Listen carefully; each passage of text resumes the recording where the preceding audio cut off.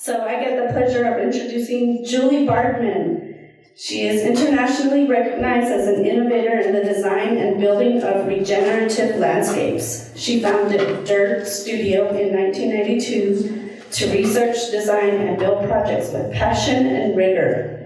Born and raised in New Jersey, Julie is forthright and unafraid to provoke debate in order to tease out what matters most about places, especially those that bring to mind the post-industrial attributes of the Garden State.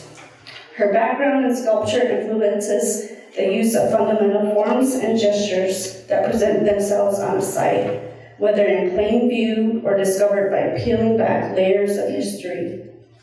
Julie's adventurous design approach informs her role as chair and associate professor of landscape architecture at the University of Virginia, where she leads investigations with students into fallow terrain, imagining renewed sites of cultural and ecological production.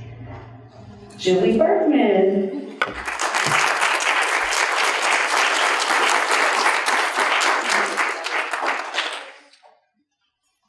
I'm from Jersey, so I don't think I'm going to use this. Does it work? It works. Yes. Okay. I told him I need it nice and dark in here. It's happening. Don't fall asleep.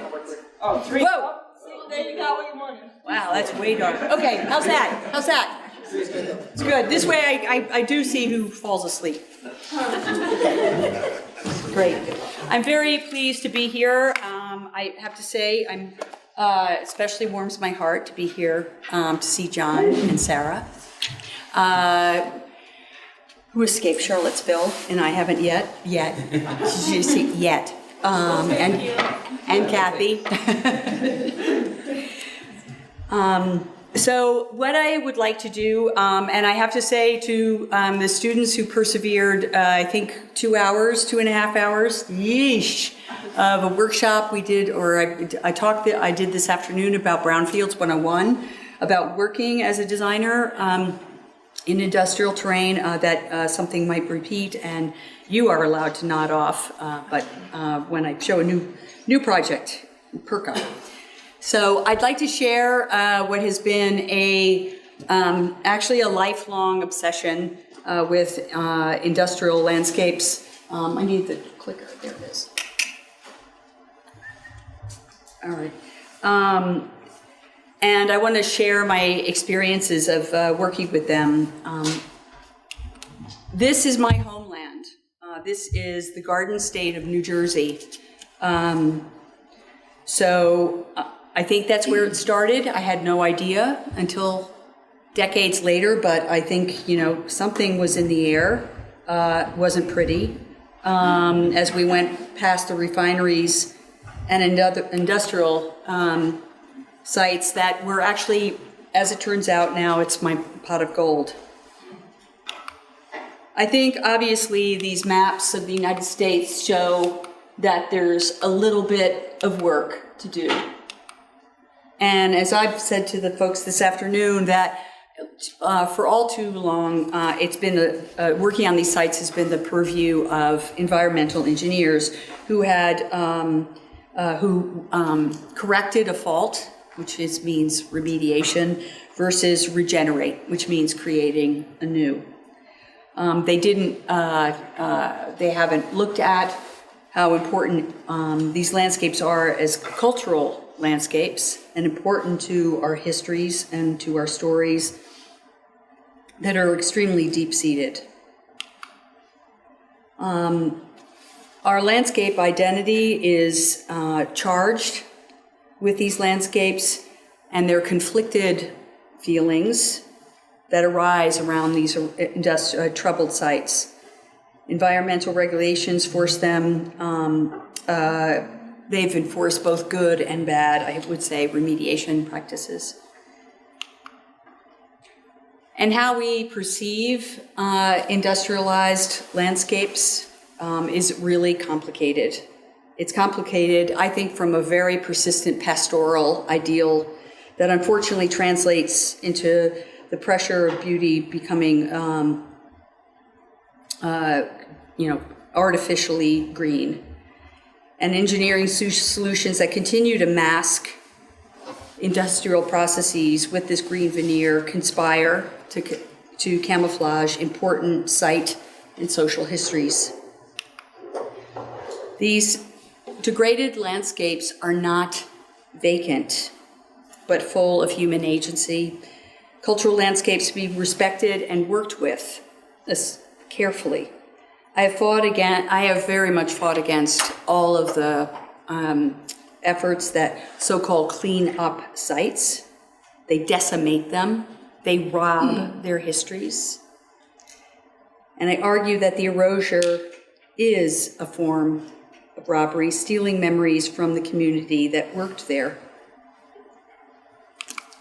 So I have to share with you a series of dirt projects. I've been very lucky to live this kind of double life, founding and running Dirt Studio.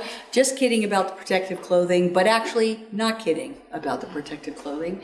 And with UVA students there on a Superfund site with the instructions, as I always say, not to lick anything. And I want to show actually just six projects that are very much contingent upon collaborations with scientists, artists, historians, engineers, and architects. I had no idea when I was going into this terrain about 30 years ago that it would conjure up probably what's been necessary, and that is my Jersey toughness. 3 parts. 1, operating with cycles.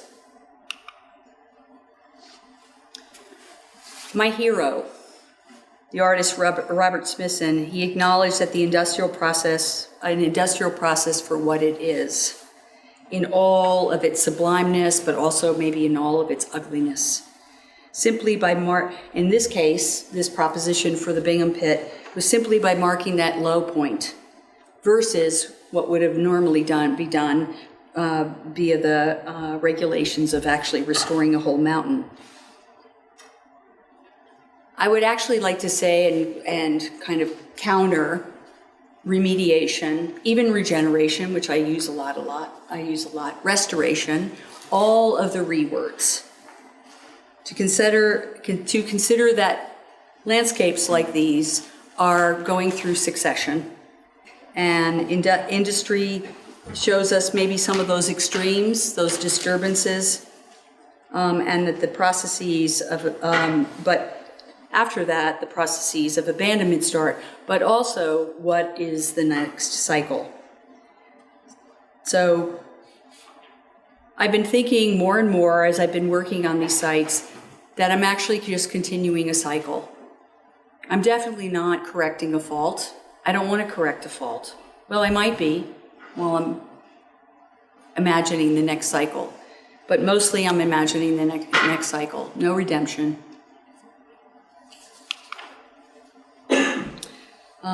I'm going to show Vintendale again. The folks this afternoon, I gave them kind of the inside scoop of it. But Vintendale Reclamation Park was like the first reclamation, another reword, project that I was very fortunate to work on with, as you can see there, an artist. And all of this, as you can see, the collaborations are about all of the multiple minds and perspectives that are needed to deal with these very complex landscapes. So there's an artist, a historian, and a hydrogeologist. So the Vintendale project was dealing with honoring the generations that worked there before on this coal mine. And the coal mine was in this part of Pennsylvania. Okay, so that's the distant view. The close-up view is acid mine drainage. Maybe some of you folks know about this, but this is an unstable aqueous solution that is full of iron, manganese, and aluminum, and at pH is about 2.9. This is a plate, a glass etched plate that Stacy and I looked at to make the argument about the kind of the history and the kind of starting the story, arguing about this landscape as a cultural landscape and not to be abandoned from just being abandoned. So here you see the coke works right here, the town, and this is only a third of mine number 6 tunnels. Kind of amazing. And we looked at the number of men and boys in wine, looked at the bulb in the bust, and we found a poem, all to make an argument that this place was just absolutely full of life. The historic photograph, always kind of interrogate these, look at just a shadow right there, knowing that that's the coke ovens, 152 of them. An old bridge that brought the workers across, and the Black Creek. What I was doing with this group, when this, by the way, is what beehive oven looks like. They let off quite the noxious smoke, so they decimate all of vegetation within miles. This is the site itself. We're up, the artist Stacy Levy and I are up on what's called a bony pile. This is discarded tailings from the mine. And this photograph is making Black Creek look awfully nice, but in fact it's bright orange with acid mine drainage. And this is the floodplain. We were really lucky as a team to be asked to do the prototype for a passive treatment system. And because it was just so great, the juxtaposition with the towns, this is now a regional bike trail along the old rail, Ghost Town Trail. So we'd have the towns folks and regional, folks, visitors, and we had this incredibly bright orange creek and a great floodplain for the passive treatment system. And this is what Yellow Boy looks like. I was telling the students this afternoon that I fell in it because it's like quicksand, and I was bright orange for at least a week. So, but it did wonders for my complexion. Okay, and so this is what we did, and this is what's like so cool about getting involved with this work, was learning so much. I had no idea what friggin' acid mine drainage was. I was just like, really? And what was the passive treatment system? So Bob, the hydrogeologist, brought us to all sorts of different projects. And in essence, what I was capturing here is that the unstable aqueous solution, as I was told to say it was, would come, metal-laden acid and go through all of these basins and come out biologically rich, I was allowed to say water then. But as I told the students today, the problem was that what Bob was showing us was like, wow, that performs really interesting, but it's ugly. It's really ugly. So that's where you find that place where the landscape architect can come on in and say, what if we make this system legible? So many people in that region have no idea why their streams are dead, because acid mine drainage, Yellow Boy they call it, chokes the life, literally chokes the life out of the streams. And so he said, how about if we show them? So this is Bob. I love making engineers draw. Look how cute that is. Right? It's like, Bob, he goes, I don't want to do it. I was like, well. But we, would finally be able to see what he was seeing in terms of the treatment system, right? And that it was this, like, how cool does that look, actually, right? This kind of nested, this kind of sequence, ponds. Meanwhile, Stacy and I are next to him. I always say we were laminating his artistic license. And we were coming up with the concept of a litmus garden to deal with the pH along with the metals of the. And this, in essence, what is kind of like fast forward to like a site plan. And here's the configuration, of the pH ponds, the pH garden with the pH ponds, and the litmus garden here is color-coded with trees and shrubs. It's a little goofy, but what the hell, of the kind of toxic orange fall color down into a blue-green. And this, after 6, I'll show you the diagram by Bob, it goes into a wetland as kind of the final rinse. So here's the washing machine, washing cycles, and here's the rinse, and the water, Bob said the marshes need to be kind of hilly and kind of, have some, lifts. And so I said, do you mind if we shove some of the bony that this was, into the long, 1,400 feet long, 152 coke ovens, and then it does turn out that we did find some foundations, and then this was the scar. I showed you the scar before of the, of the yellow boy. Oh, so I showed these guys this afternoon this. I love this. This is the nerdy part. I love the nerdy part. So I asked Bob, well, of course I love the nerdy part because I have a mind like a sieve for science. And so I asked Bob, could you write out the sequence of the treatment? This, by the way, is another, we did this as another plate. He emailed me and he started it with rainfalls. I went, okay, Bob. And then he was like, da-da-da-da-da-da-da. And you see this fantastic kind of sequence here that then in detail we worked out with him, like, can we make these limestone spillways, walkways into, the park from the Ghost Town Trail? He goes, yeah, you could do that.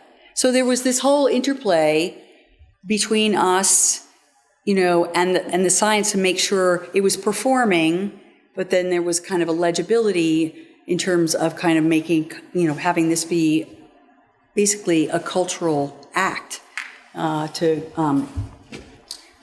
install this treatment system.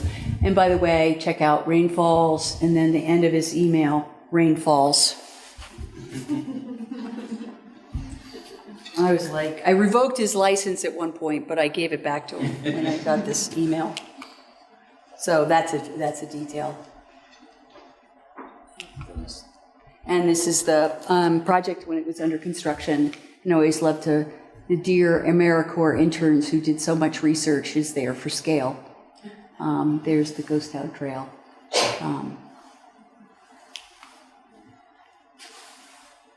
It's doing its thing.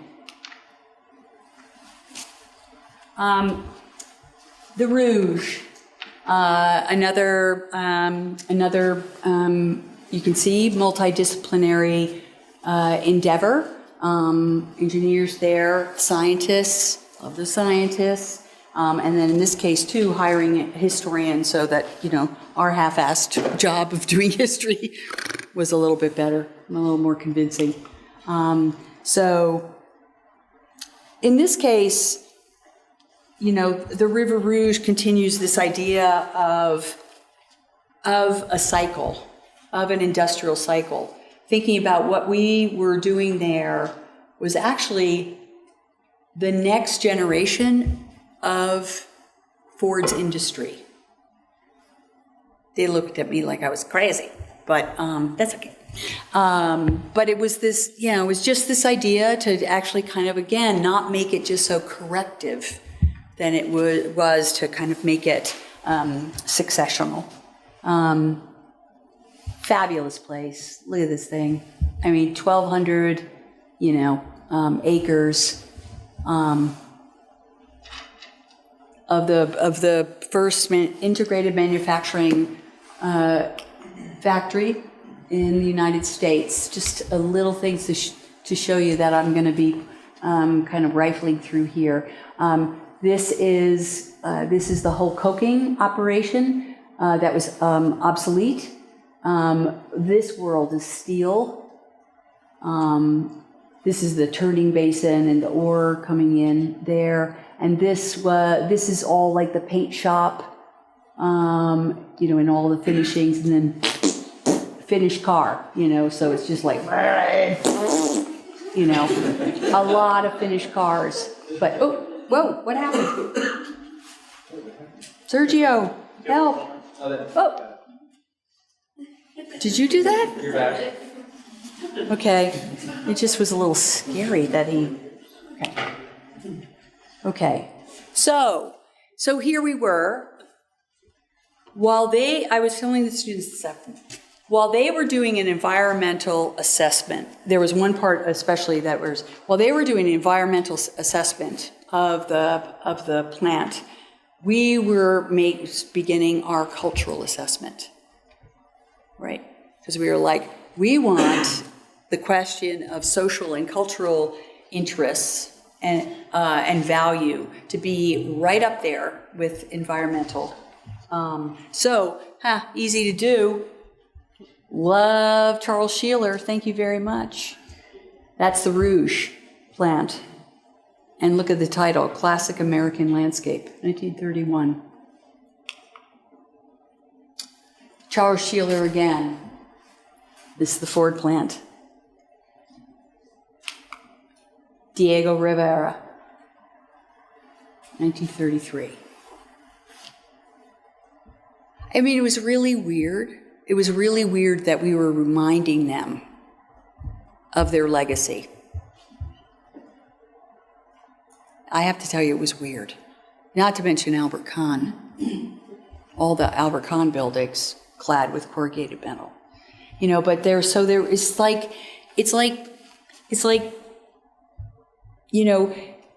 if you can't kind of know your legacy, if you can't know the evolution of the landscape that you're working in, how can you even see the future?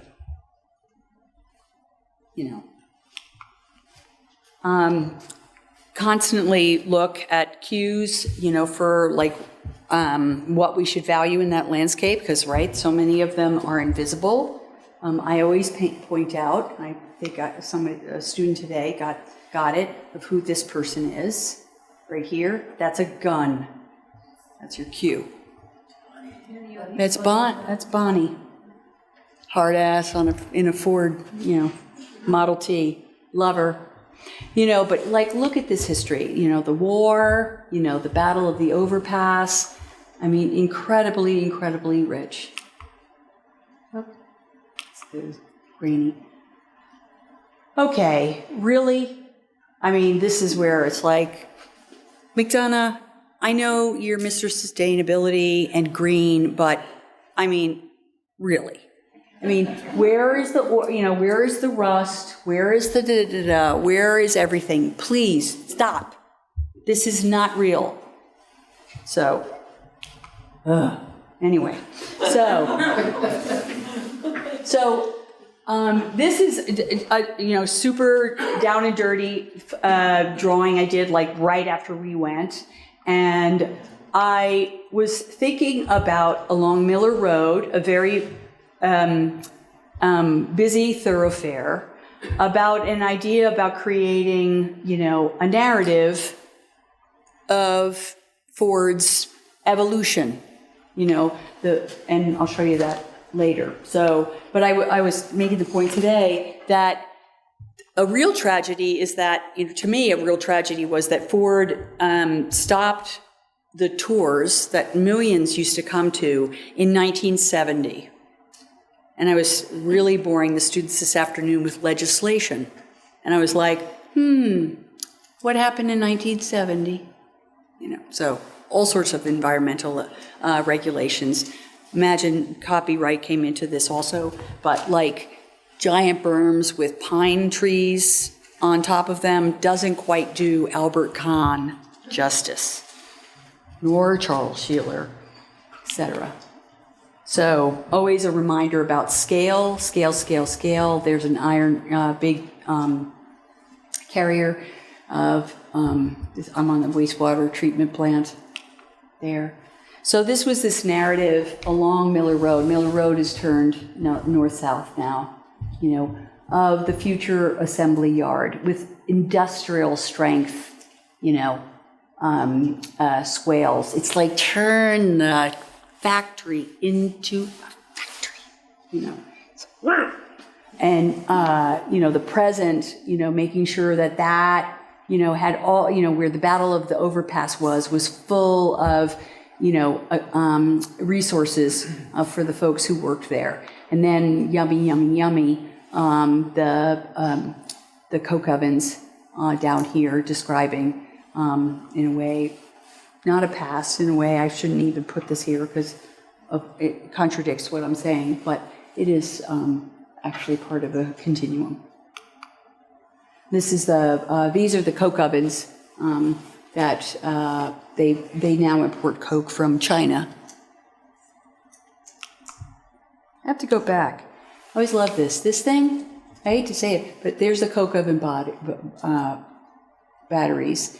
This is this incredible machine that pushes the finished coke into the wharf over there. So it's like, wow, it's a coke pusher. But I was on top of the coke ovens. And I found these. And again, it's this kind of piece of evidence that makes you value something that at first glance doesn't have value. And these are coke oven clogs that the workers would wear in addition to their boots, so the sole of their boots would not melt. Okay.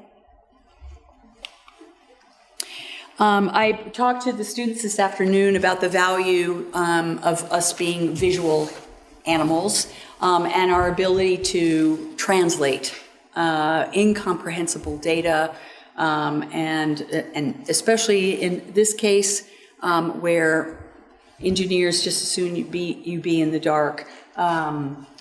This is what you're presented with. I went to an archive and I said, "Can you show me the flow diagram for the coke ovens?" "Yes, little girl. Here you go." And so I was like,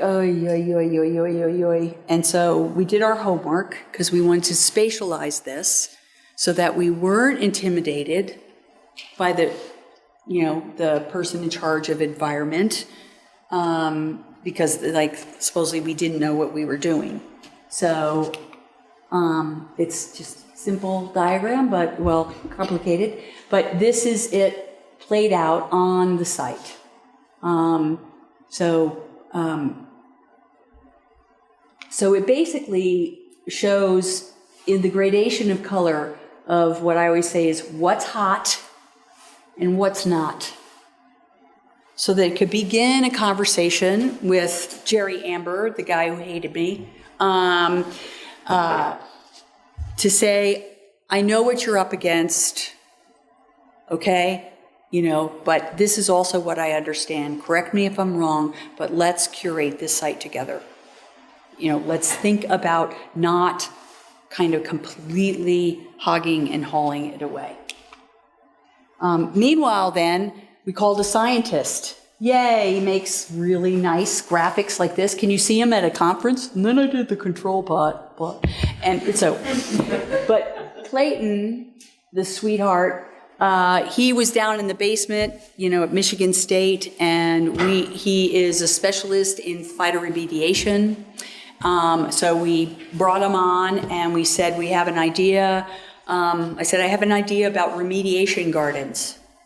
Which of course Ford goes, remediation gardens? What are you talking about? I was like, show everybody that you're capable of manufacturing good dirt. So Clayton loved it. Of course, he was going to be able to do field research. So these are his test plots for the certain plants that he was going to deploy in this plan. So you can see that where it's hot is where the remediation is.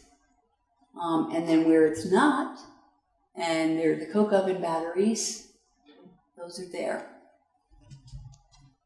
So the juxtaposition was about the past, or a certain seer, as they say in ecology, a certain, cycle, moment in the cycle. So it was an idea about this regenerative process happening in juxtaposition with what was producing what is, in the soil. Ford got a lot of mileage out of it, I must say. So, but good for them. And like I told the students this afternoon, Jerry Amber, the guy who hated me, so we spoke on a panel together at Wildlife Habitat Council's conference. And he, with pride up the wing wang, presented this project as his own. I was like, yes. And there's Clayton. Look, he's cute. He's got a little ponytail. So he loads of data he was able to gather from the project, and he is continuing to work on some Ford properties and others because of the data that came out of the project. Part 2, depending on site. All right, here he comes again. This is Smithson again. I've always looked to Smithson for how to work with complicated processes. And because he advocated that landscape is process, and that the physical stuff of the landscape is merely a reflection of those processes. So to work with the processes that are the landscape means to me not going beyond even being site specific to being site dependent. You can't do a thing until you know the site and you're right there listening to it and responding. So a couple projects to show. The Turtle Creek Waterworks in Dallas, Texas. You see amazing limestone formations of the creek, and then actually right up here is this old pump house. And there it is in the aerial. So what it was amazing about this was a client that actually already got it. She understood that this old pump house, this old waterworks that was the water supply for Highland Park, the very affluent neighborhood where she lived, was important. And, here we are in the world of McMansions. And actually, that is the Antoine Praduct house. Hey, Antoine. Shout out. And amazingly brave that she didn't, raise the waterworks. Again, digging into history, finding actually that we're much forlorn that the steel tanks aren't there, but just getting a sense of how it occupied this landscape as this piece of, important infrastructure. Okay, so you fly to Dallas and you walk into this. I'm like, all I could do was fuck this up. I mean, really? So, amazing, right? These are the tanks that, held the water. That's Kadorf, who worked on it with me. And it was just a matter now of curating. Carefully curating. Even things like, the architect, I have to say, I had quite the arguments with the architect. That's not him, he's just there for scale again.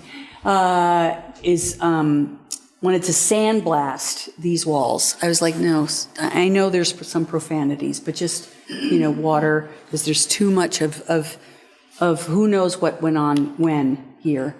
Okay, so, and this was the really dumb a la Manic drawing here of, like, this would be a volume of the pump house.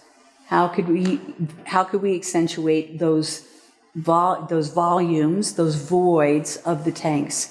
And the idea here was that we'd pull up the landscape, like the landscape of the Pradock house, Dee Dee's house, of the bluff, of the park, just to kind of really get these volumes to read. And of course, in the process of thinking about planting, like a cover, bringing up, the bluff, there was a lot of, concrete that came up.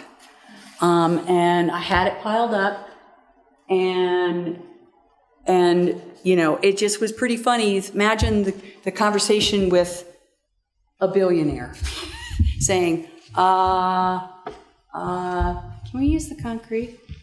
Do you mind if we use the concrete? And she's the sweetest. I'm going to do a bad Texas accent, but I'm going to try. She goes, Julie, that's fine.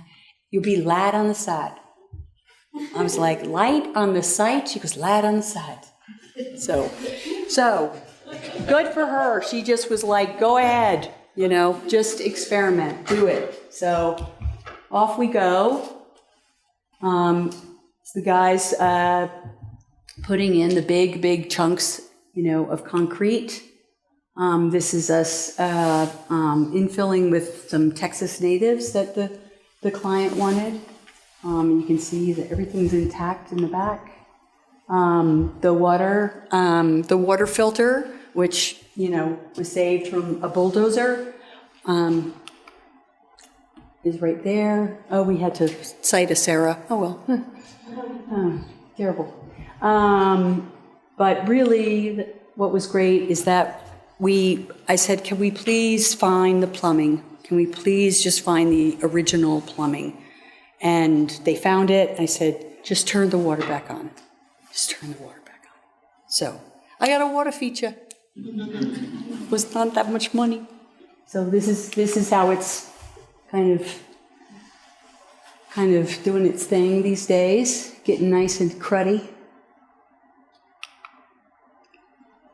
And actually, this door, I love this door. It's like the Parks Department was like storing equipment we found out in the other tank, and I just try to imagine the Parks Department like a bunch of gerbils, just like chewing this door, into the other tank. I was like, good job, you guys. So again, though, it was just a matter of turning on the water.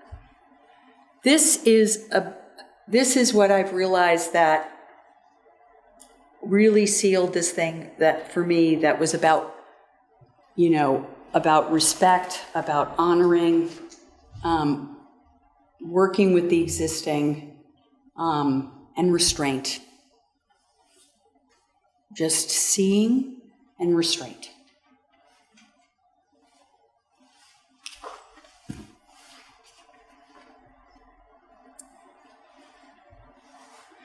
I can't say the name of the client. The client told me that this tank fills up to about 2 or 3 inches, and on the client, she's like, I like to have what did she say? I like to have barefoot tuxedo parties in here. They can just roll them up.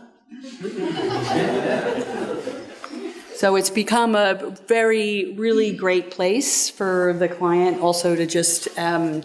I don't know. She just, it's a bit of a, I think it is a bit of liberation. Okay, Urban Outfitters. A lot of sensibilities, the same sensibility and method of working here. Downtown Philadelphia, Broad Street. This is League Island. I'll probably show up. And the Navy Yard. And we had the incredibly great privilege of working in the historic core of the oldest Navy Yard in America. Urban Outfitters had been scattered with all their brands around Rittenhouse Square, and they took the risk to go down to the Navy Yard, buy the lease the buildings for 99 cents or something, as if they can't afford more. But anyway, great, really a great risk on their part, adventure on their part, I should say. There's League Island. So you really, I have to say, it's, anything that could make you feel like you're connected with the water helps. This is actually it's close to what it feels. It's amazing. This is Broad Street going in, and still when you pass the Fleet Basin, you see these incredible decommissioned battleships. And then there's this. What's wrong with this picture? Oh, it doesn't look like the Navy Yard? Oh. I always start to sing, one of these things is not like the other. One of these things doesn't belong. Really, come on.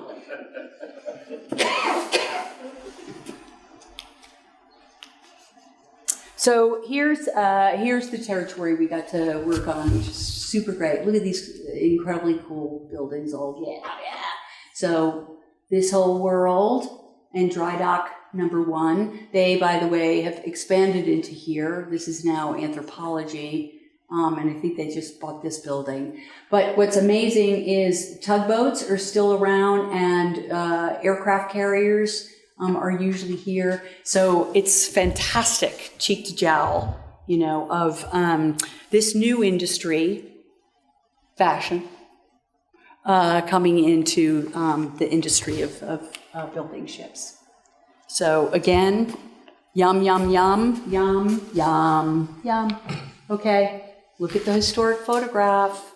Whoa, rail lines. Look at that big ass crane. It's excellent. Okay, this, like, oh, I hope, and I sit there and I go, oh my gosh, I hope those are there. I hope those are there. And I also, sorry for the bad slide, you guys, but this kind of is a mad sketch that I was doing with the founder of Urban Outfitters, very hands-on. We worked very closely together. And we were looking at, kind of the landscape armature, to have, the landscape flush out, right? So, and flush out over 10 years. I worked with Urban Outfitters, for 10 years. So that's why I call it a master plan, an action plan, not a master plan. Action plan. Succession. No picture perfect master plans. Okay, look at all that stuff. Okay, so kind of like underneath all of, this stuff that, we all love, like sexy everything. So is like memories of this. I mean, Judy Garland. How cool is that? She was there. She was in the house. And then, I was like this. I was like, oh, well, they knew Urban Outfitters was coming. And there they are. Woo-hoo! Free people. Hi, gals. So there really is. There's this kind of, there are these cycles. So how do you work with all of that, and hopefully not in a sentimental way. And one thing you do is you don't domesticate it. You don't do stupid little things, right? Because this is what, look, these guys are flying over, and these guys. But how do you have it operate at these different scales? Because they're, as I just call them urban. Urban sensibility is kind of this level of detail, right? Yet I was there going like, the scale of the Navy Yard. So, and then it's like there, where do the forensics come in terms of that historic photograph and what you find on site? This is what we found, okay? But I'm like salivating because I see this, right? It's there. So it's just a matter of finding it. You just have to find it. So one thing we did is, actually this is like an archaeological dig back here. So we did that. We dug this up and we found that we had really nice concrete under there. We were after it. I showed Dick Hayne, the founder, picture of the Waterworks, and he goes, "I want that." I was like, okay. And I had real fun in this process where those are marks for this guy to jackhammer. And of course he's like, "You're going to tell me how to do my job?" I'm like, yeah, for a little while here, so you get it right. So, to get nice chunks out. And again, these are all the trucks full that would have gone to the landfill. Of course, by the way, I am not telling Dick Hayne this, the founder. He is like, one day he called me, he goes, "What do you think you are, Al Gore?" I'm like, no. And I'm like, and so, no, I didn't say anything. I just did it. So I never showed him this graphic. So, and there we are. Once again, me teaching him about that. And of course, we had to brand it. Everything at Urban is branded. So the workers actually were the ones where I was like trying to hear the Spanish, and they were talking about the Flintstones. And then they were like, Barney Rubble. I was like, Barney Rubble. This became Barney Rubble. Turns out we did the statistics. It's amazingly porous. Now you look at this, right? And it's designed already. You see this, right? Duh. Easy. That's Free People. A lot of pink. And there you go. You just unearth this, right? And you orchestrate that. And then you put a little pink on top. One of the designers in Free People, she goes, "Oh, you're a landscaper." I said, "Yes." She goes, I'm 25% happier when the cherries are in bloom. It was like, I'm glad. I better do more. You're happier. Here they are. Future designer. And then over at the building 543, we put in kind of this wild and woolly array of perennials, and these are black locust grove. I like even better here. And Dan Kiley used to always, like, if something happened with his landscape, and he's like, he didn't design it, he goes, "I meant this to happen." Take all the credit.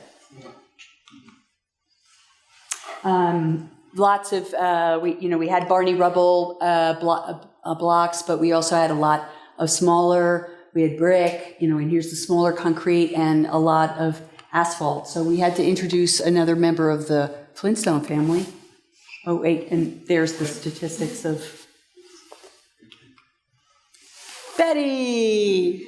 The Rubble family. So Betty was a combination of all of those smaller pieces, and she went underneath all of the hedgerow swales, super long, that filtered all the water to the river.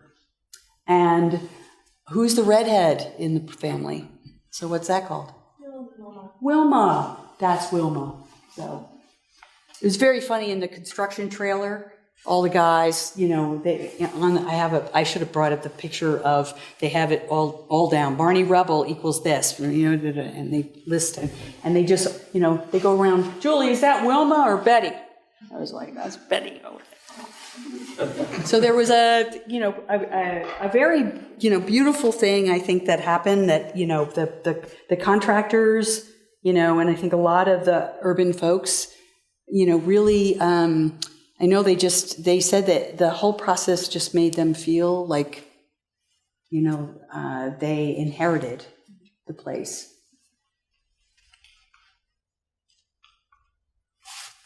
The Craneway, this was a big phase 2.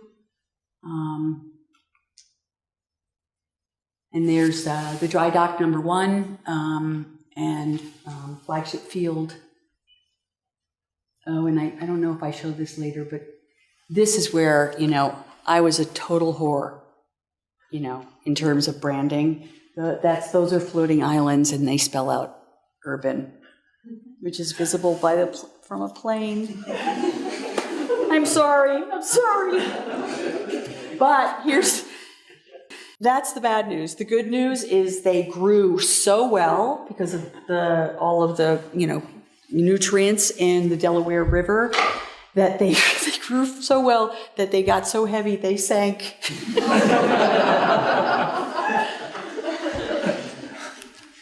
So again, this was a matter of, you're so lucky when you find railroad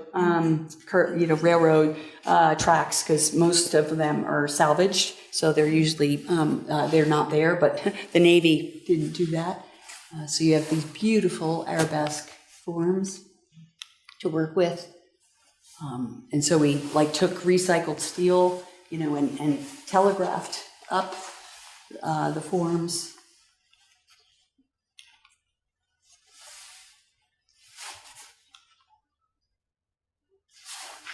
It's kind of a runway to a cup of coffee.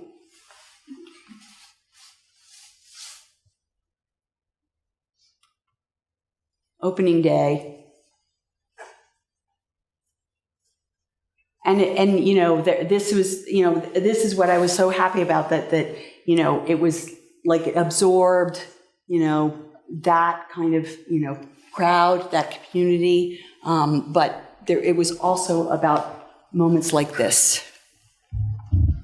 I always called this the sweet spot.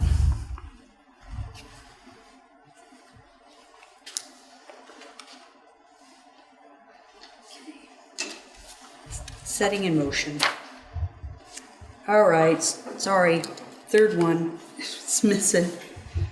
The emphasis here is about casting a course of action, and that is the primary act of design. So I'm going to be talking about designing a process and not a thing per se. The working methods, though, are very, very precise, but it's the formal results that are provisional. For me, it makes me realize that form is just as much a verb as it is a noun. In this case, in Smithson's case with Asphalt Rundown, the choreography is actually quite exact, and the outcome is a complete calculated guess. So it's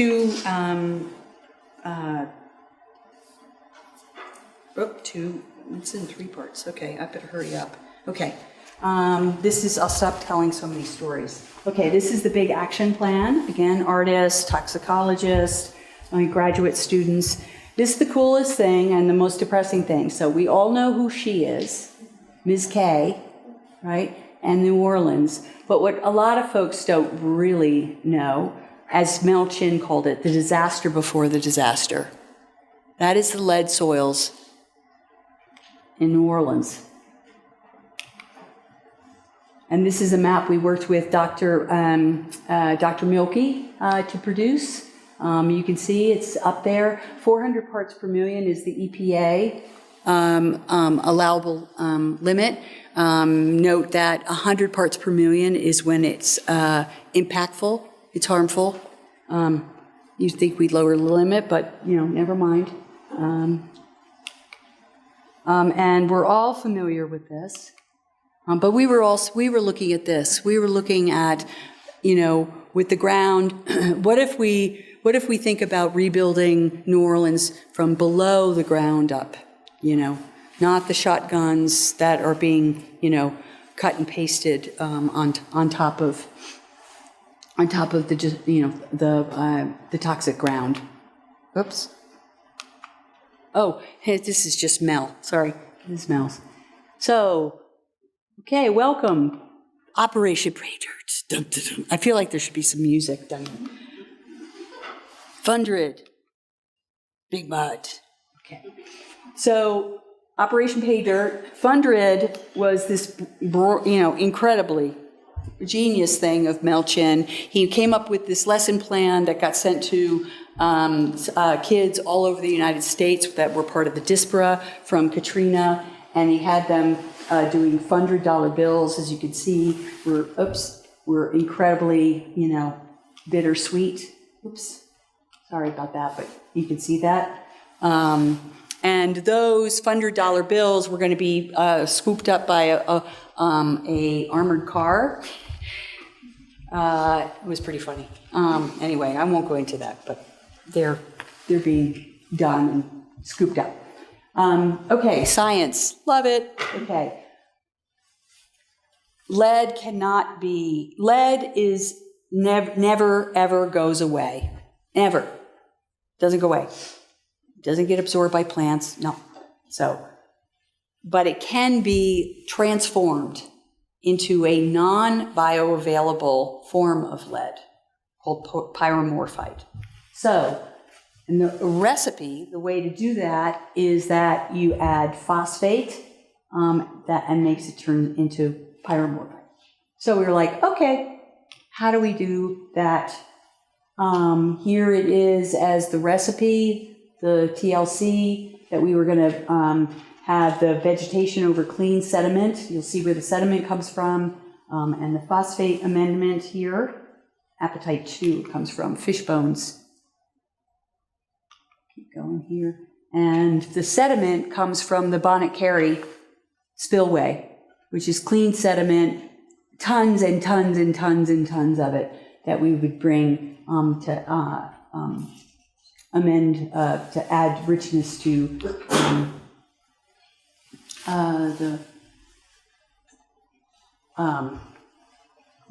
over the amended soil. So this is always great homework that impresses the person in charge of the redevelopment authority, who was an engineer. We figured out how many tons was needed for each neighborhood. And then we hatched this plan. We were like, how are we going to make this like a social network, an operational network, an infrastructure? Because this is a lot of work to do. There are like 86,000 residential plots, lots alone that are contaminated. So we came up with this kind of nested scale idea that we could operate at all of these scales from XL to XS, and how they would be distributed through the city.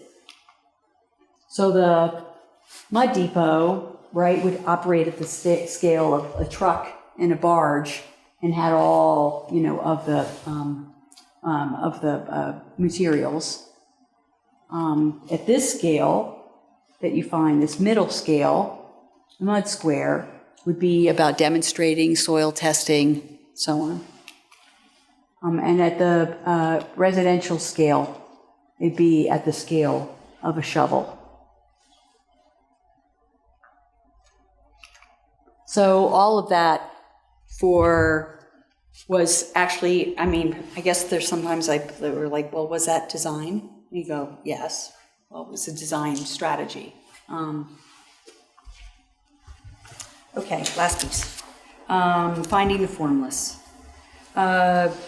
So, many writers, filmmakers have, made something of Tehran Vague, in Urban Voids. and that they are indeed part of our condition, these wilds. Again, a Smithson quote about creating work that is primarily the concrete act of casting a glance, and that the finding and revealing in and of itself is what is important. So I, of course, German example here, they're doing amazing, of course, with their parks in terms of curating those sites, of thinking about them in succession, and actually how to manage that succession, how to accelerate it, maybe halt it. And I always ask, is design, capital D, even legitimate here? But I think if you consider design as the act of finding, then it is.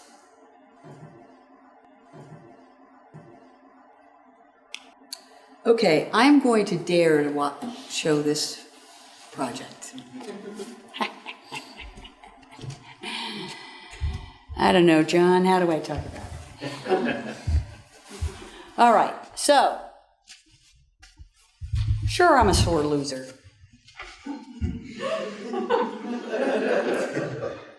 But I'm a sore loser. I have to say, I think I'm more of a sore loser.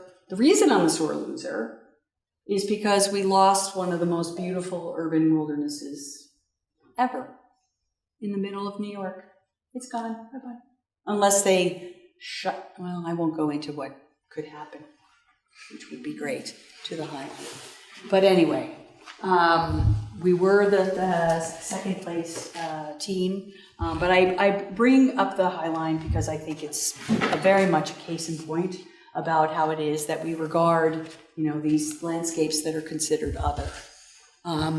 It was the team was Team Terragram, led by Michael van Valkenburg, and then there was planners and graphics. We had, a parks administrator. We had the author Luc Sant.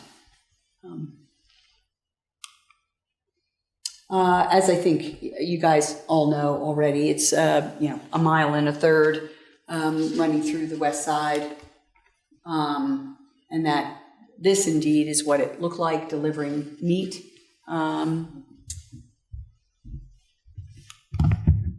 And that this is what it looked like before the competition. And these are images captured, of course, by Joel Sternfeld.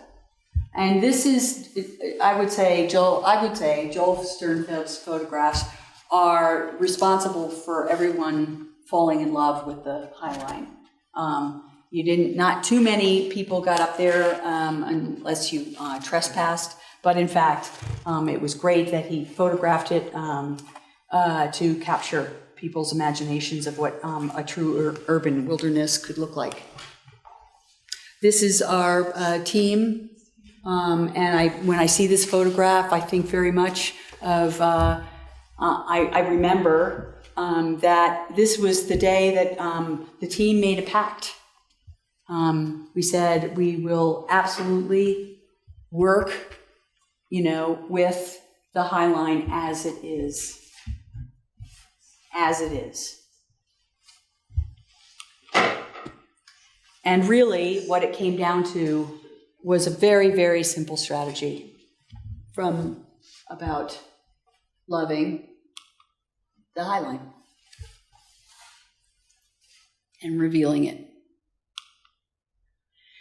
My little manic drawings that I was doing, it was about, being a lot more resourceful in terms of the money that we would have to, basically, right, the one thing, get some folks up there. That's it, get some folks up there.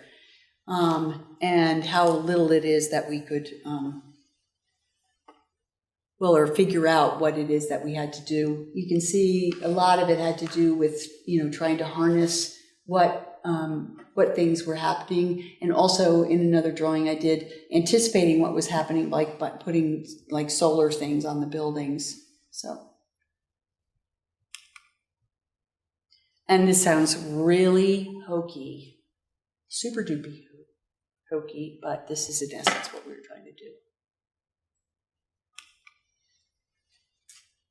Another one of the drawings.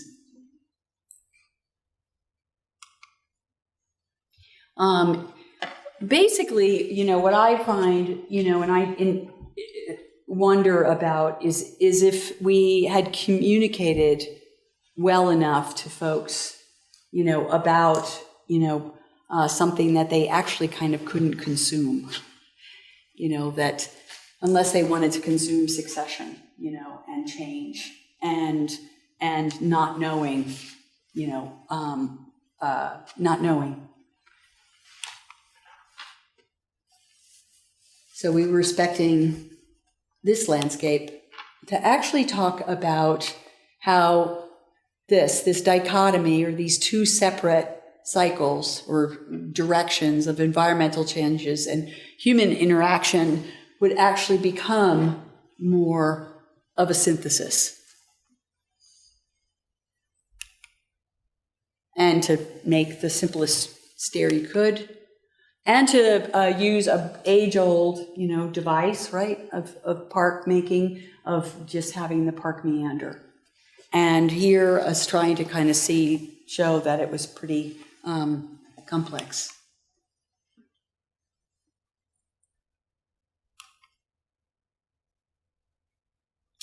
So this is what we had. This is what we have. Whatever.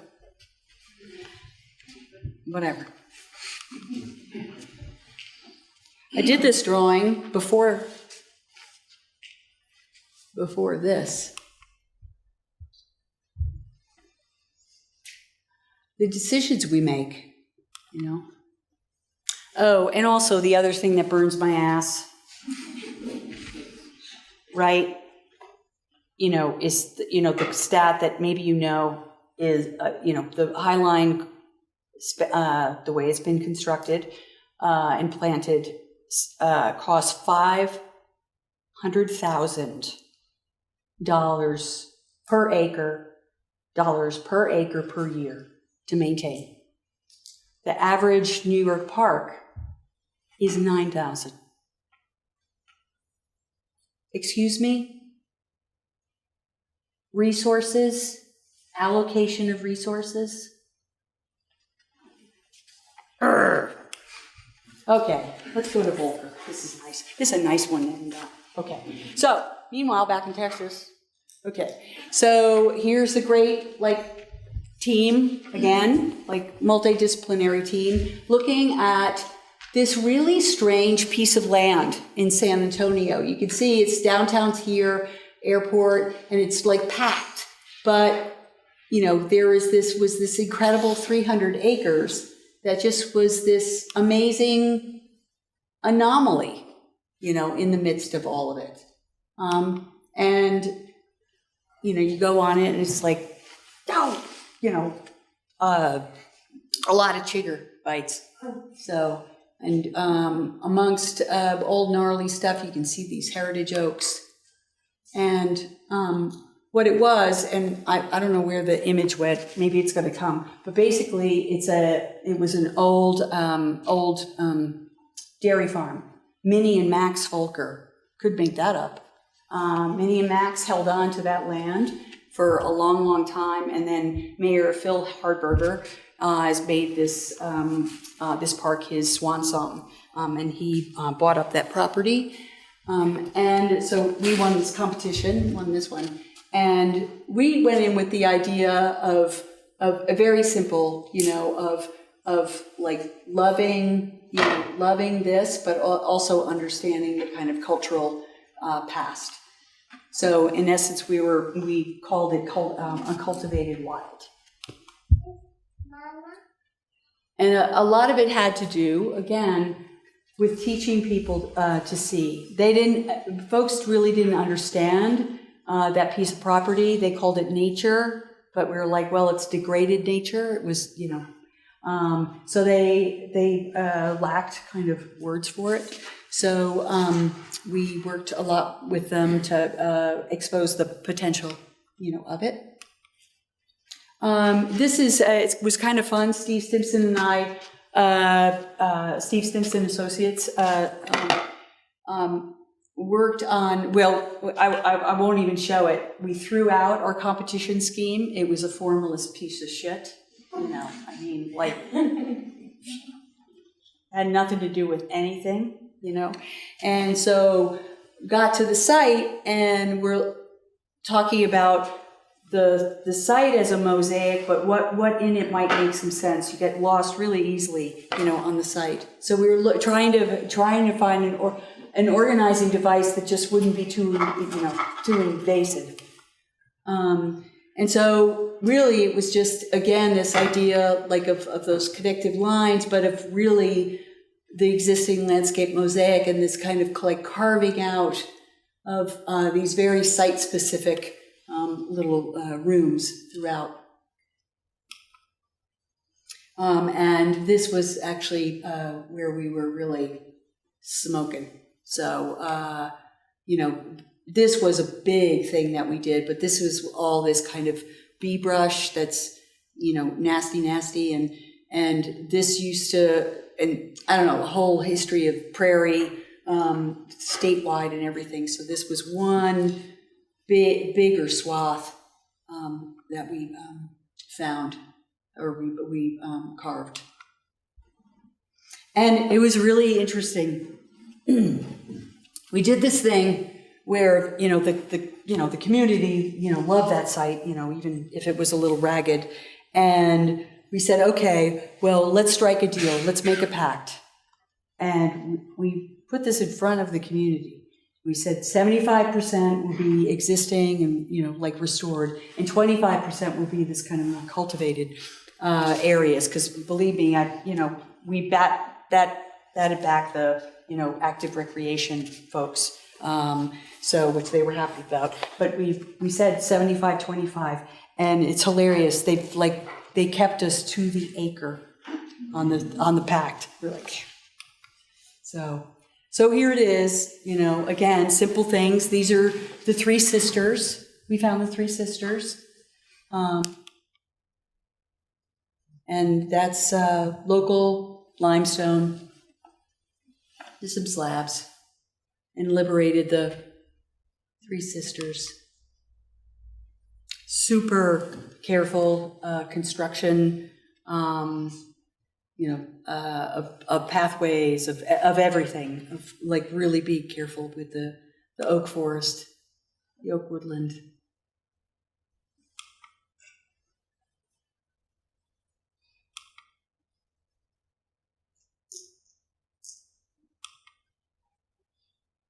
I was telling the students this afternoon about the stories that we heard from the community of the importance of picnic tables and of the length of them. And I actually remember about the, horrible community meeting when these white guys that lived, next door, because we were telling that, we were saying, oh, here are these, great picnic tables, 20 feet long, and then you come up against moments where they say, we don't want those, we don't want them here, and Steve and I looked at each other and we're like, we're going to make them 50 feet long.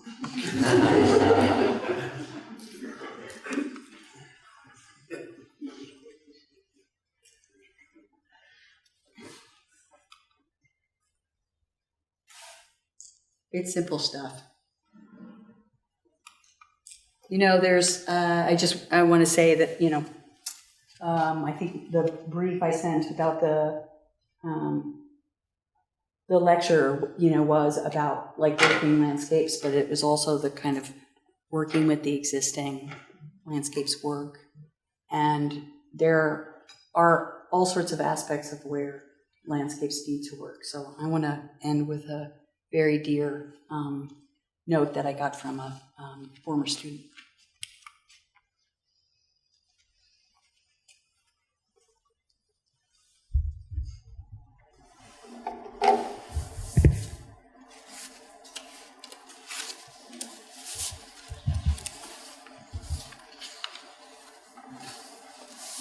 Thank you.